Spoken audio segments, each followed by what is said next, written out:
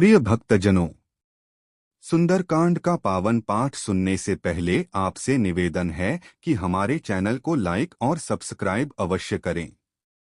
आपका एक लाइक और सब्सक्राइब हमारे लिए बहुत बड़ा संबल है, जिससे हम इसी तरह प्रभु श्री राम और बजरंगबली से जुड़ी पवित्र कथाएं, भजन और पाठ आप तक निरंतर पहुंचाते रह सकें। आपका छोटा सा सहयोग हमारी साधना को आगे बढ़ाता है और धर्म सेवा में ऊर्जा देता है। तो आइए सुंदरकांड का पाठ आरंभ करने से पहले चैनल को लाइक, सब्सक्राइब करें और इस पुण्य कार्य में सहभागी बनें। जय श्री राम, जय हनुमान। सुंदरकांड हिंदी विस्तृत पाठ भावार्थ सहित। मंगलाचरण। श्री राम के चरण कमलों में प्रणाम कर वायुपुत्र हनुमान की महिमा का स्मरण करते हुए सुंदरकांड का आरंभ होता है। यह कांड भक्ति, पराक्रम, विवेक और करुणा का अद्भुत संगम है। जहां एक ओर राम भक्ति की पराकाष्ठा है, वहीं दूसरी ओर धैर्य, नीति और सेवाभाव का अमर आदर्श। एक हनुमान का संकल्प और समुद्र लांघन। रामकाज के लिए हनुमान विशाल समुद्र के तट पर खड़े होते हैं। वे अपने भीतर निहित सामर्थ्य का स्मरण करते हैं और संकल्प लेते हैं, सीता माता की खोज कर लौटना ही मेरा धर्म है। जयकार के साथ वे आकाश में उछलते हैं। पर्वत, बादल और दिशाएं उनके वेग से कंपित हो उठती हैं। मार्ग में सुरसा परीक्षा लेती हैं। हनुमान विनय और बुद्धि से उन्हें संतुष्ट करते हैं। सिंहिका मायावी छल से रोकना चाहती है, हनुमान उसे परास्त करते हैं।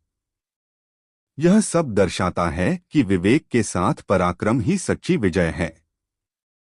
2. लंका में प्रवेश और राक्षसी बाधाएं। लंका नगरी स्वर्ण समृद्ध किंतु अधर्म से भरी है। रात्रि में सूक्ष्म रूप धरकर हनुमान प्रवेश करते हैं। लंकिनी द्वार पर रोकती है। एक ही प्रहार में उसे चेतावनी मिलती है कि अधर्म का अंत निकट है। हनुमान नगर की गलियों, महलों और उद्यानों को देखते हैं। वैभव है पर शांति नहीं। वे रावण के अंतःपुर तक जाते हैं, पर सीता नहीं मिलती। 3. अशोक वाटिका में माता सीता। अंततः अशोक वाटिका में शोकाकुल सीता माता का दर्शन होता है। वे रावण की धमकियों से अडिग हैं, राम नाम उनका संबल है। हनुमान वृक्ष की ओट से राम कथा कहते हैं, राम मुद्रिका दिखाते हैं। माता का शोक हरता है।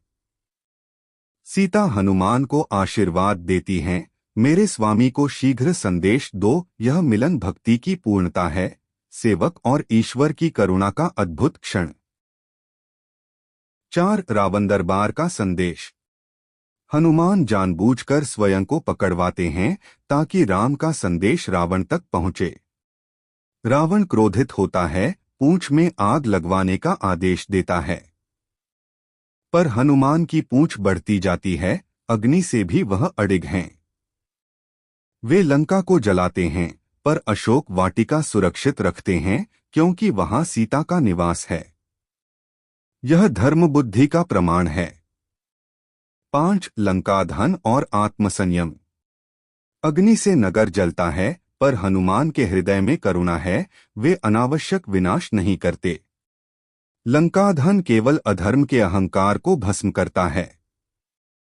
समुद्र में स्नान कर वे पुनः सीता के पास लौटते हैं, क्षमा याचना करते हैं कि कहीं कष्ट न पहुंचा हो। माता उन्हें स्नेह देती हैं। 6. सीता का संदेश और वापसी। सीता चूड़ामणि देकर राम के लिए संदेश देती हैं, धैर्य रखें, मैं धर्म पर अटल हूं। हनुमान समुद्र पार लौटते हैं।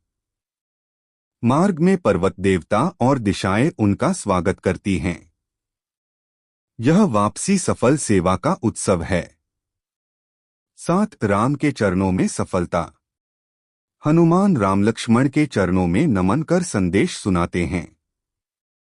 राम की आंखों में करुणा और दृढ़ता है, अब लंका विजय निश्चित है। यहाँ सुंदरकांड विश्वास, भक्ति और कर्म की त्रिवेणी बनकर बहता है। सुंदरकांड का आध्यात्मिक संदेश। भक्ति में विवेक, सच्ची भक्ति बुद्धि से जुड़ी होती है। सेवा का संकल्प, निस्वार्थ कर्म ही विजय दिलाता है। अहंकार का अंत, अधर्म कितना भी वैभवशाली हो, अंत निश्चित है।